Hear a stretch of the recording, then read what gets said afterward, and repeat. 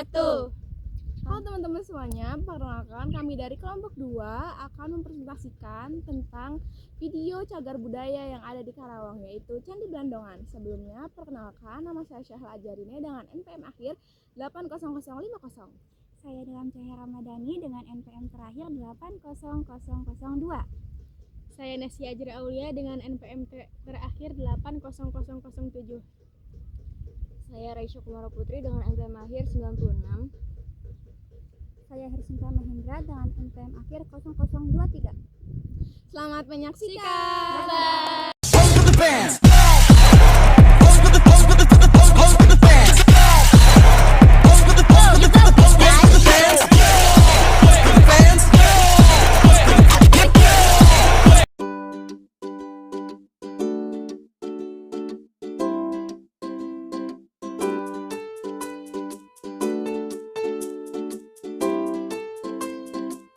Di sini tuh panasnya panas banget, nyeleneh. Nih si Aca racing gua bawa motor kagak balik. Nah ini kita mau OTW ke si candinya ini.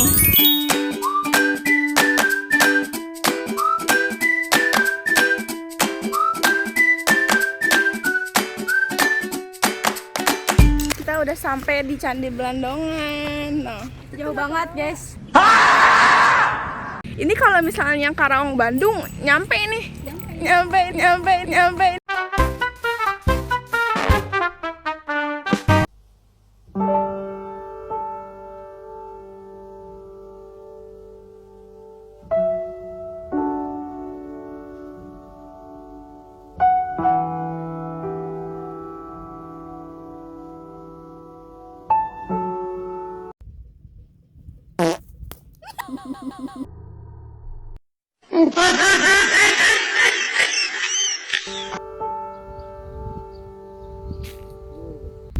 Halo teman-teman semua, perkenalkan aku Nilam Cahaya Ramadhani. Di sini aku bakal mewawancarai narasumber hebat yang tahu bagaimana tentang Candi Blandongan ini. Yuk ikutin aku terus. Permisi Bapak, saya Nilam Cahaya Ramadhani. Saya perwakilan dari kelompok 2 mahasiswa SIKA di mata kuliah Budaya Bahasa. Sebelumnya saya boleh mewawancarai Bapak mengenai Candi Blandongan ini. Saya berbicara dengan Bapak siapa? Saya Mahmud selaku juru pelihara Candi Blandongan. Nah, Bapak Mahmud ya Bapak. Bapak Mahmud, kalau boleh tahu, Bapak boleh ceritakan sedikit gimana sih sejarah Candi Blandongan ini? Oke, kita asal muasal dulu ya. Jadi candi ini ya dulu itu di tahun 70-an itu masih berbentuk bukit dan masyarakat sini itu mengatakan unur atau lemaduhur ya. Nah, penamaan candi di sini itu ya itu berdasarkan dari mitos masyarakat dan keadaan tempat. Nah, di tahun 1984 waktu itu ada penelitian di daerah Cibuaya oleh Fakultas Sastra ya, Arkeolog ya Universitas Indonesia. Mereka itu sedang meneliti di daerah Cibuaya. Nah, kebetulan mendapat informasi dari warga setempat bahwa di Batu Jaya juga banyak gundukan tanah seperti yang ada di Cibuaya. Nah, mereka survei kemarin, ternyata banyak sekali gundukan tanah di sini, dan gundukannya besar-besar gitu. Nah, setelah 1 tahun ya, mereka barulah mengekskavasi Candi Jiwa ya, atau Unur Jiwa ya, sebelum dinamakan candi. Nah, di ekskavasi ternyata setiap gundukan tanah di sini tuh ada indikasi sebuah bangunan. Nah, bangunannya terbuat dari bata. Nah, itu. Nah, bangunan apa sih ini? Ternyata diteliti ada temuan-temuan ya peradaban masa lalu. Nah, ternyata di sini berdirilah candi, yaitu pusat peribadahan umat Buddha. Nah, berkembanglah penelitian dari 1985 sampai saat ini kawasan Batu Jaya dan Tapis Jaya ini sedang diteliti, ya, dan juga sedang pemugaran. Gitu. Mereka penelitian sudah mendapatkan 62 titik sebaran, ya, yaitu bukan berupa candi aja ya. Ada candi, ada hamparan artefak, gitu, ada perahu kuno, sumur kuno, gitu. Terus banyak candi perwara atau dolmen, menhir itu. Nah disinilah ditemukan gitu. Nah dengan titik luasnya itu radiusnya sampai 5 km persegi. Tetapi kemarin sudah ada zonasi sekaligus penetapan candi ini sebagai cagar budaya skala nasional itu diperkecil lagi, yaitu menjadi 377 km persegi. Ya, dari 5 km persegi sekarang menjadi 377, itu diperkecil. Nah terus tahap penelitian sudah selesai ya Pak, sekaligus dibarengin dengan pemugaran. Contoh kayak Candi Jiwa itu dipugar tahun 1996, selesai tahun 2000. Nah mereka pindah kemari untuk memugar candi ini. Ya ini dipugar tahun 99. Ya istirahat setahun. Nah tahun 2001 mulai lagi sampai 2010 selesailah pembangunan ini untuk candinya aja. Nah itu memakan waktu 10 tahun untuk pembugaran candi ini. Ya itu riwayat penelitiannya sama pemugaran gitu. Nah untuk penamaan candi di sini ya seperti contoh kenapa sih disebut dengan Candi Blandongan ya. Candi Blandongan itu penamaannya berdasarkan dari keadaan tempat. Contohnya dulu itu masih bukit ya, di atasnya ada gubuk kecil. Nah gubuk kecil inilah yang dinamakan Blandongan. Jadi petani itu istirahat yuk ke Undur ada Blandongannya gitu. Kalau nama penelitian di buku penelitian ini situs Segaran 5. Segaran 5 itu yang kelima ditelitinya. Kalau Candi Jiwa situs Segaran 1. Nanti kita lihat peta-peta aja di sana ada ya, ada peta gitu. Baik Bapak, kalau boleh tahu apa sih Pak yang ngebedain Candi Blandongan ini sama candi-candi lain? Oke, Candi Blandongan ini kalau di candi lain di sini ya, yang di kawasan ini ya, bahannya sama semua, terbuat dari bata ya atau dari terakota. Terakota itu tanah liat ya.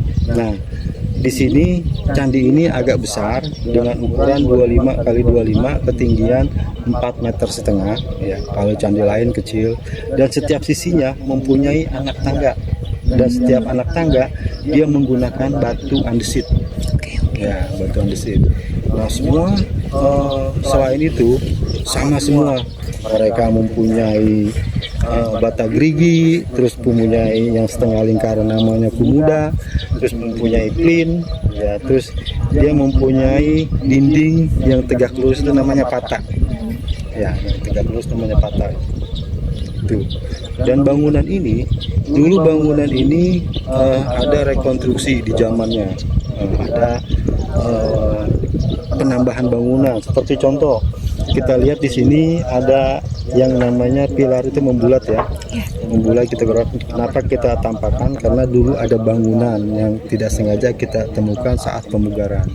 Nah dia pemugaran dulu itu tidak merusak bangunannya, ada cuman menutupi semua. Kalau pilar di sana kalau kita buka sama dengan ini. Itu. Nah semuanya tempat ibadah juga. Nah, ada nggak sih Pak artefak atau peninggalan sejarah dari Candi Blandongan ini yang sekarang itu dimuseumkan? Ada. Ya, kita tahu artefak apa sih ya? Ya, kita lihat artefak. Kalau kita nggak tahu artefak, percuma kan? Artefak adalah satu bahan yang dijadikan untuk alat. Contohnya kapak dulu, gitu kan, paso, gitu. Nah, artefak di sini kita banyak menemukan ya, seperti kayak manik, paso, terus kapak beliung, gitu kan. Ya, itu kita disimpan di museum, ada contoh-contohnya. Bahkan di sini kita menemukan banyak sekali kerangka manusia. Ya, kerangka manusia di sini itu kerangka manusia proto sejarah atau di awal masa sejarah di akhir masa prasejarah, di awal masa sejarah. Kalau prasejarah kan ya bisa kan pengertiannya, prasejarah adalah di mana manusia belum mengenal Yang kayak gini. tulisan, Tulisannya, prasejarah, praaksara gitu. Dan juga ada satu menemukan kita temuan di sini itu yang sangat unik ya, itu seperti motif tablet ya, yang dinamakan amulet. Amuletnya di sini sebesar kotak korek api ya. Itu di tengahnya Buddha, di sampingnya Nandi. Nah, amulet ini ya itu digunakan untuk upacara suci pelepas najar atau penolak bala. Itu amulet itu Itu ada di museum, Pak. ada di museum. Nah, bagaimana sih Pak upaya pelestarian Candi Belandongan ini supaya tetap Upayanya kita nih ya, kita harus mengajak masyarakat setempat biar dia mengenal ya dan rasa memiliki tentang cagar budaya ini ya. Kita harus sosialisasi ke masyarakat gitu ya. Terus juga di sini untuk melestarikannya ya, salah satu contoh ya, pengunjung saat ini kita tidak bolehkan turun apalagi naik. Nah, itu salah satu pelestarian ya. Kenapa pengunjung nggak boleh turun? Kita di bawah ini kita udah pasang resapan air ya, dan sampingnya parit. Kalau pengunjung pada turun takut lubang-lubang resapan air itu mampet ya. Nanti kalau hujan dia terkena. Apalagi naik itu kalau orang 1 bulan sampai 3.000 ini maksimal nggak sampai 100 tahun udah rusak. Iya, betul Pak. Wah, keren sekali ya Pak ya, sangat dijaga dan sangat sangat menginspirasi sekali Candi Belandongan ini. Saya Niam Cahya Ramadhani senang berbicara dengan Bapak. Terima kasih sudah membantu kami. Saya pamit undur diri. Wassalamualaikum warahmatullahi wabarakatuh. Waalaikumsalam.